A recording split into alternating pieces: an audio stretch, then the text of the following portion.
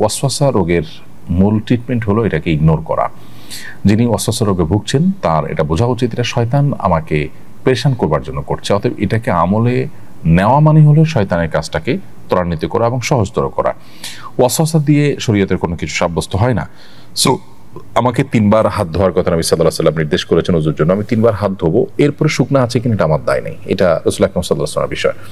পেশাব করার পর অহেতুক ওয়াসওয়াসা যে ফোঁটা আসলো কিনা আরো আরেকটা ফোঁটা বের হলো কিনা, এগুলো দূর করবার জন্য নবী সাল্লাল্লাহু আলাইহি ওয়াসাল্লাম নিজে বলেছেন যে ভেজা হাত পাক কাপড়ের উপর দিয়ে মারার জন্য, যাতে করে কোনো প্রকার ওয়াসওয়াসার কারণে আপনি পেরেশান হওয়ার সুযোগই না থাকে। কারণ আপনি দেখবেন যে সব পানির ফোঁটা, আমি তো পানি একটু আগে মেরেছি, অত এগুলো পানির ফোঁটা।